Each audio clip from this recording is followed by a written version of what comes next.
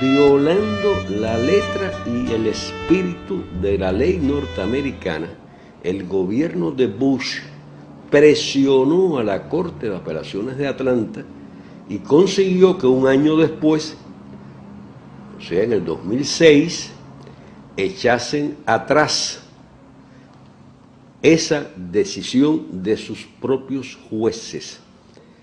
Y eso condujo a nuevos capítulos en esta batalla legal.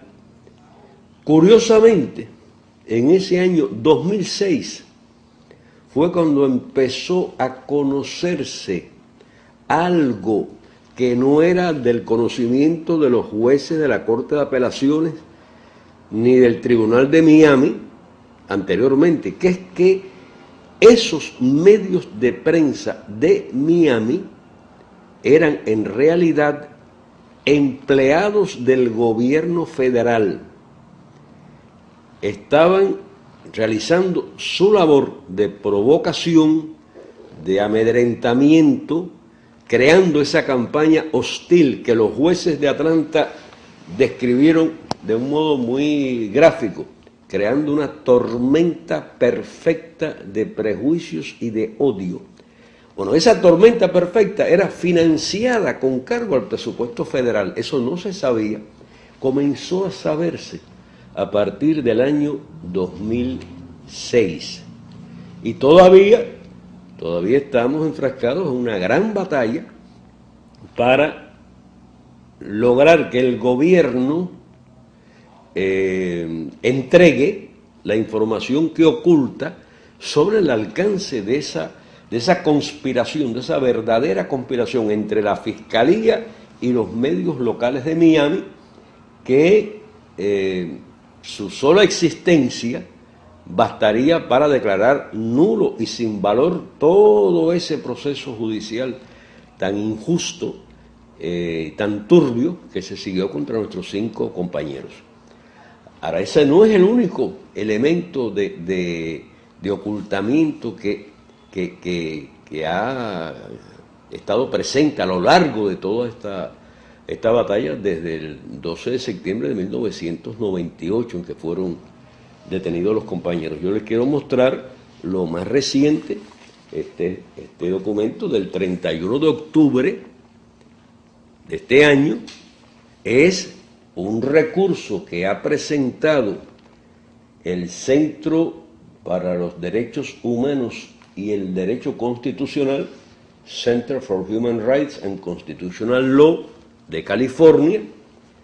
Ha presentado una apelación ante el 9º Circuito, o sea, la Corte de Apelaciones de California, contra la Agencia Nacional de Inteligencia Geoespacial, National Geospatial Intelligence Agency, por su negativa a entregar las imágenes de los satélites espaciales de esa agencia federal que tomaron el 24 de febrero de 1996, cuando se produjo el incidente frente a la ciudad de La Habana con unas avionetas de un grupo terrorista provocador, los llamados Hermanos al Rescate.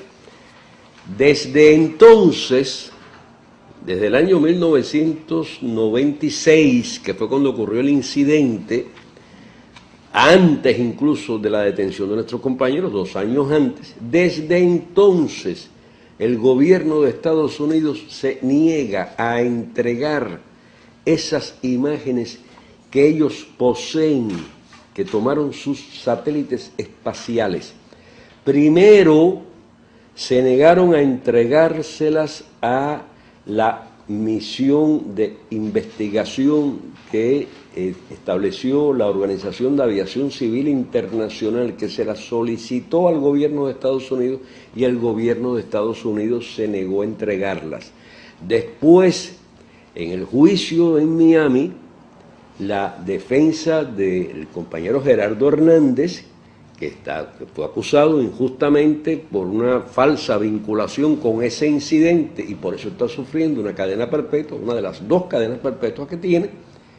La defensa de Gerardo volvió a solicitar la entrega de esas imágenes. La fiscalía se negó, la jueza aceptó la negativa de la fiscalía y por lo tanto desde entonces, desde el 98, se está reclamando también por la defensa de nuestros compañeros que se presenten esas imágenes. En el habeas corpus de Gerardo se vuelve a solicitar que muestren esas imágenes tomadas por sus satélites espaciales. Ya el gobierno, en su respuesta a esa moción de la defensa de Gerardo, ya el gobierno volvió a negarse a permitir que esas imágenes puedan ser vistas, puedan ser conocidas. Son 15 años de ocultamiento que no pueden ser más ilustradores, más reveladores.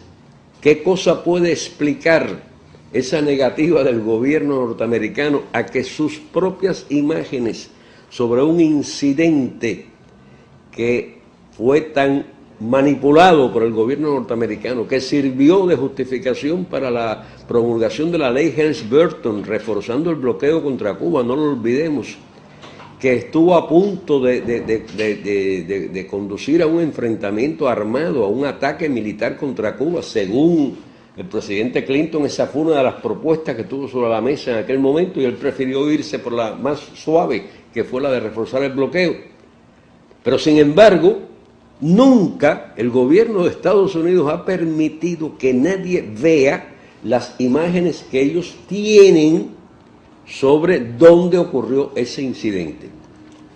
Yo quiero volver a aclarar que Gerardo Hernández Nordelo no tuvo absolutamente nada que ver con ese incidente, que eso jamás se le pudo probar, no es una invención mía, lo reconoció el gobierno de Bush en este documento, petición de emergencia del 30 de mayo del 2001, unos días antes de que el tribunal de Miami emitiese su veredicto. El gobierno dio este paso, se lo pidió la jueza no lo aceptó, apelaron entonces a la Corte de Apelaciones de Atlanta. Aquí está un paso sin precedentes en la historia, son las palabras que ellos emplean. ¿Por qué sin precedentes? Porque que un acusador reconozca por escrito que ha fracasado en probar su acusación es algo bastante poco frecuente. Que hubiera solicitado a última hora retirar esa acusación, que hubiera pedido incluso al Tribunal de Apelaciones que ordenase la interrupción del juicio mientras no se modificara la acusación fiscal. Eso nunca había ocurrido, según sus propias palabras, de esos mismos fiscales. Aquí está Carolina Heitmiller y los demás, que aquí está su firma, que reconocieron que habían fracasado en su acusación. Sin embargo, a pesar de eso, Gerardo fue declarado culpable por un crimen que él no existió y sobre el cual no tenía jurisdicción el gobierno de Estados Unidos, porque por algo ellos ocultan dónde ocurrió el incidente y por algo se siguen negando a permitir que puedan ser vistas esas imágenes que resolverían la cuestión de la jurisdicción. Aparte de que Gerardo no tuvo absolutamente ninguna relación con ese hecho, hubiese ocurrido donde hubiese ocurrido. Ahora, el gran problema que enfrentamos con relación a la liberación de nuestros compañeros es la manipulación de la información. El gobierno de Estados Unidos ha podido practicar esta injusticia por tanto tiempo porque ha contado con la complicidad de los grandes medios de información. que jamás hablan de esto, que nada dicen de esta batalla legal por las imágenes satelitales, que ocultan realmente los esfuerzos muy generosos, muy nobles, muy persistentes que algunas organizaciones norteamericanas, y saludo porque estoy seguro que estarán presentes en este coloquio, han estado librando para lograr, para conseguir que se quiebre ese silencio mediático que se ha impuesto a este caso. Hay un aspecto muy importante, también nuevo, que se dio el 7 de octubre, cuando el compañero René González concluyó, terminó, cumplió hasta el último minuto la parte de su sentencia que de carácter carcelario, o sea, salió de la cárcel el día que le tocaba conforme a la condena injusta que le fue impuesta a él. Pero al ocurrir eso, se ha vuelto a colocar sobre el tapete una cuestión muy importante, que es el reconocimiento por parte de las autoridades norteamericanas de que todo el proceso contra los 5 no tenía otra finalidad, no tenía otra explicación que la voluntad del gobierno de Estados Unidos de proteger a los grupos terroristas anticubanos que operan en Miami, por haber monitoreado las acciones de esos grupos terroristas, por haberse empeñado pacíficamente, sin armas, sin emplear la violencia, sin causarle daño alguno a nadie, de descubrir los planes de los terroristas, es que los 5 compañeros fueron detenidos y fueron acusados.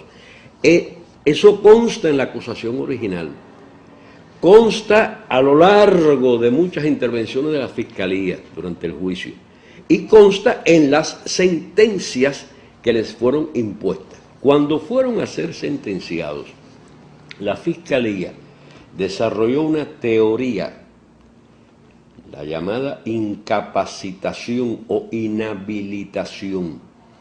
La Fiscalía insistió ante la jueza que les impusiera a los compañeros los castigos carcelarios más severos, más prolongados, más extensos, pero en los 5 casos insistió en que además de eso, además de largas penas de prisión, para el gobierno de Estados Unidos era tan importante como eso asegurar que después que salieran de la prisión se les impusieran condiciones que hicieran imposible para ellos volver a intentar cualquier esfuerzo contra las acciones de los grupos terroristas. Eso consta por escrito, eso está en las actas del tribunal. Y por si alguien lo había olvidado, reapareció ese tema ahora, este año 2011, cuando se produce la salida de René González de la prisión de Marián. Antes de que se produjera esta situación, o sea, antes que René concluyera sus términos de prisión, su abogado defensor solicitó a la jueza que le permitiese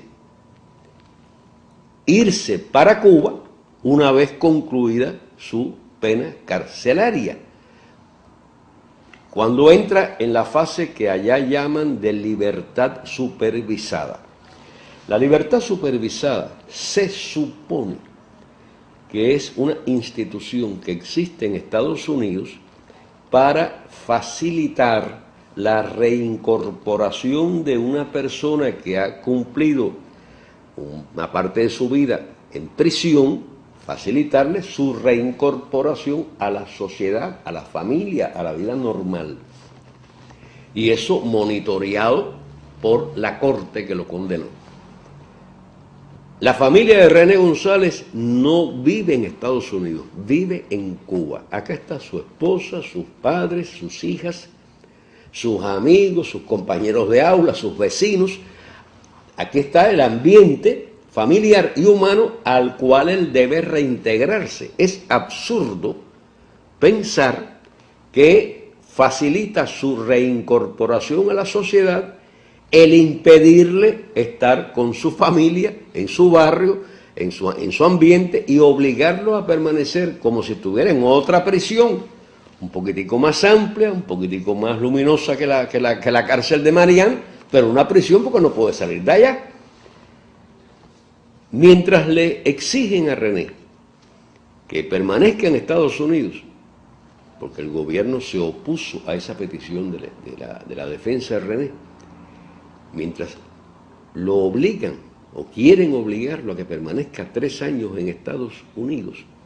Sin embargo, el gobierno de Estados Unidos se tomó el trabajo de recordar que ahora que ya René sale de la cárcel, que está fuera de la cárcel, aquella cláusula de la incapacitación, aquel objetivo que para el gobierno de Estados Unidos, como dijo más de una vez durante el juicio, era tan importante como la prisión misma, ahora adquiere más importancia. Y este es el documento. Este es un documento oficial de la Fiscalía de los Estados Unidos. Aquí está con la firma de la señora Caroline Heck-Miller. Aquí está, en la última página, Caroline Heck-Miller, Assistant United States Attorney. Recuerda varias veces que René González no puede intentar hacer aquello por lo cual fue condenado y que el gobierno tiene que tomar medidas para asegurar que él no pueda hacerlo. Lo dice, yo he contado 3 veces, la insistencia de la Fiscalía en recordar eso. Lo voy a volver a leer. Ellos recuerdan la cláusula de incapacitación que agregó la jueza, cuya importancia ahora es fundamental para ellos. Dice así: as a further special condition of supervised release, the defendant is prohibited from associating with or visiting specific places where individuals or groups, such as terrorists, members of organizations advocating violence, and organized crime figures are known to be or frequent. Unquote. Dicho en español, sería así más o menos: como una condición especial adicional para la libertad supervisada, se le prohíbe al acusado acercarse a o visitar lugares específicos donde se sabe que están o frecuentan individuos o grupos tales como terroristas, miembros de organizaciones que promueven la violencia y figuras del crimen organizado. Fin de la cita. Pero no solamente eso. En este documento el gobierno es más explícito. Aclara que de lo que se trata es de proteger a esas personas de René. No proteger a René de los violentos, de los terroristas, de las figuras del crimen organizado, sino de proteger a esas personas que ellos reconocen, que saben quiénes son y dónde están. Y está en la página 10 de este documento. La finalidad de esa condición especial es proteger a esa gente, to protect the public. El público es esas 3 categorías de gente: from further crimes of the defendant. Proteger a esa gente de nuevos delitos del acusado. El acusado, reitero, fue acusado solamente de acciones que él llevó a cabo para tratar de frustrar los crímenes de personas violentas, de terroristas, de gente que estaban promoviendo la violencia y el crimen contra Cuba.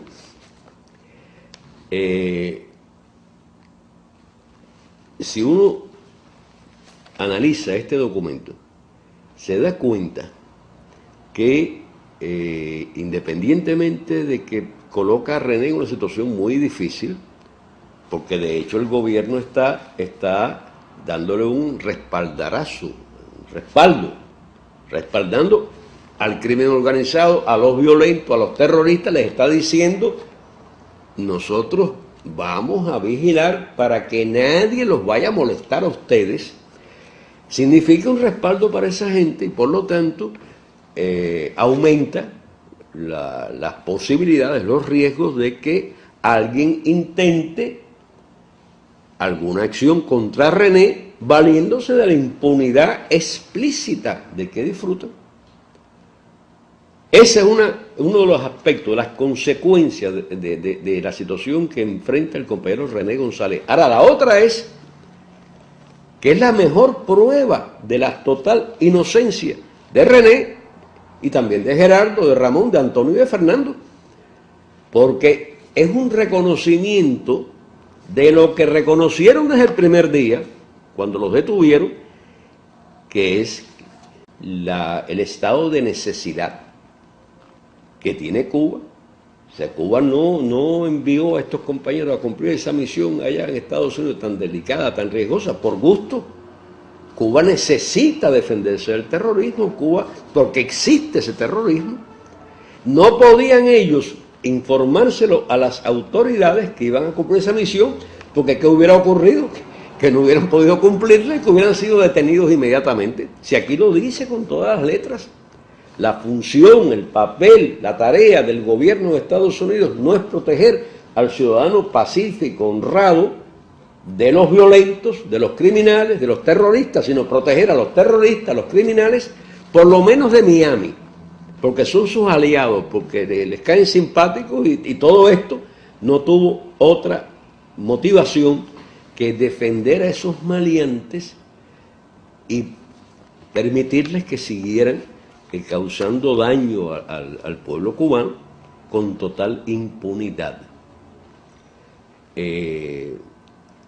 Ahora estamos librando dos batallas en el plano legal y político. Por una parte, reclamándole a las autoridades norteamericanas que le permitan a René González venir para su país, que no tenga que permanecer 3 años más separado de su familia, sometido a un castigo completamente injusto e injustificado, y además contrario a la letra y al espíritu de la propia legislación norteamericana sobre la libertad supervisada.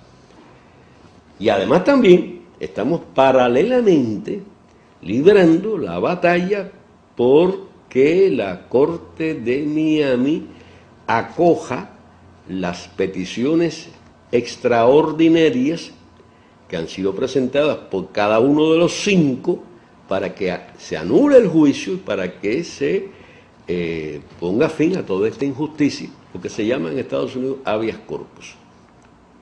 Están presentados ya en lo fundamental los documentos pertinentes. Falta que el gobierno responda para el 21 de noviembre las peticiones, las últimas que fueron presentadas, que son las de Ramón y de Fernando. Una vez que el gobierno responda, la defensa de Ramón y de Fernando replicaría esa respuesta y estaría completo el expediente de esos 2 casos. Ya el de Gerardo, el de René y el de Antonio han sido finalizadas las 3 etapas. Presentación de la moción, respuesta del gobierno y réplica de la defensa a la respuesta del gobierno. De manera de que en cualquier momento, el año próximo, debemos suponer, debemos calcular que temprano, en el año 2012, la jueza se pronunciaría al respecto. Yo quiero recordar cuáles son los elementos fundamentales que calzan esos habeas corpus. Hay un elemento común de las 5 mociones, de los 5 compañeros, de cada uno de ellos, que es el papel que desempeñaron los medios de prensa locales para crear eso que la Corte de Apelaciones describió como una tormenta perfecta de prejuicios y de hostilidad, que no se sabía entonces lo que ahora se sabe, que fue financiada por el mismo gobierno que debió haber impedido las violaciones al debido proceso que esa prensa realizó. En el caso de Gerardo, además de ese argumento, se utiliza este otro, el viejo reclamo que cumple ya 15 años para que el gobierno entregue las imágenes de sus satélites sobre dónde ocurrió el incidente del 24 de febrero. Repito que Gerardo no tuvo nada que ver con ese incidente, que eso lo reconoció el gobierno, que no lo había podido probar. Pero si el incidente no ocurrió donde el gobierno norteamericano se ha pasado 15 años diciendo qué ocurrió, sino ocurrió donde el gobierno de Cuba ha estado diciendo durante estos 15 años, dentro del espacio cubano, si es así, la Corte de Miami, ni ninguna Corte de Justicia norteamericana tendría jurisdicción alguna sobre ese incidente. Algo muy sospechoso,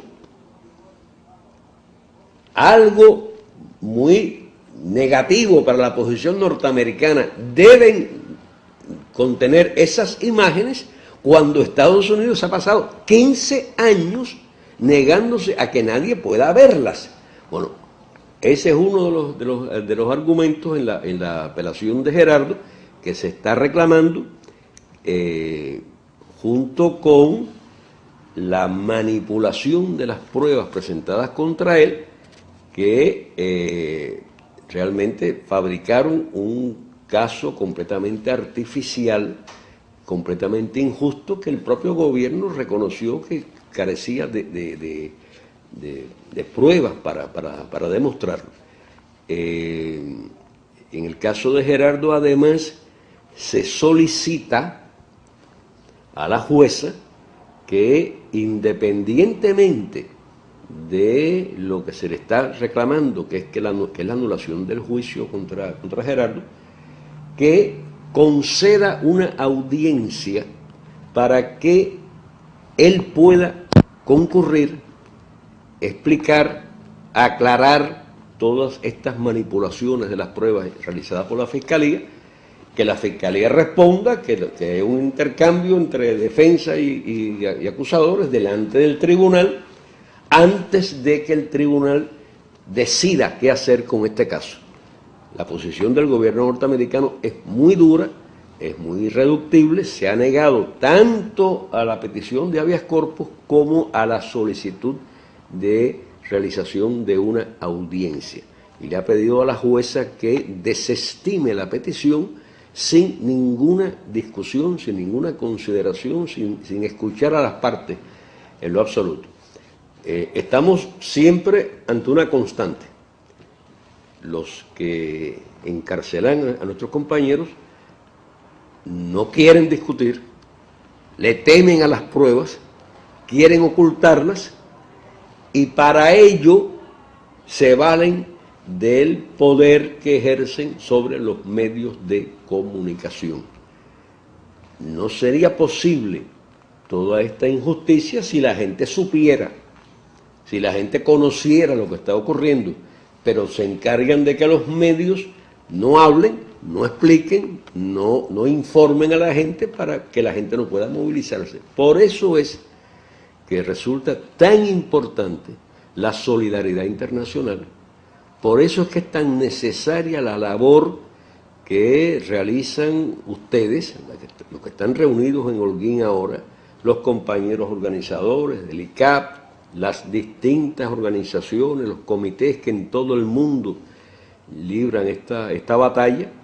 Por eso es tan importante y que comprometerá siempre nuestra gratitud la labor que norteamericanos tan nobles, tan dedicados a la causa de la justicia y de la libertad como Lenny Wengas encarnan como ninguno. Este año además tuvimos una desgracia adicional. No solamente perdimos a Lenny, perdimos también a Debra Evenson, otra compañera jurista vinculada a Lenny y al bufete para el cual ambos trabajaban, que dio también una contribución muy importante, aunque como era el estilo de ella, quizás en el anonimato, pero yo sí sé que contamos con ella siempre para recibir su consejo, su asesoría en esta complicada y prolongada batalla legal.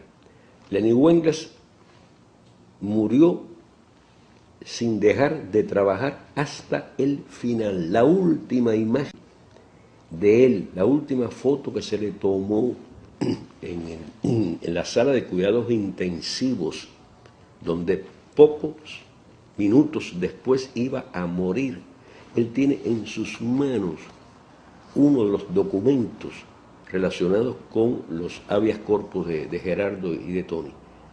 Hasta el último instante, hasta el último aliento, él se dedicó a esta causa sin pedir ni protagonismo, sin recibir beneficio material alguno, demostrándonos que realmente la solidaridad es una fuerza fundamental, es una fuerza insustituible, y trazando un ejemplo, un camino que estoy seguro que muchos otros sabrán marchar a lo largo de él hasta conquistar la libertad de nuestros compañeros y que se restablezca la justicia. Por eso es que saludo nuevamente a todos ustedes y les deseo mucho éxito.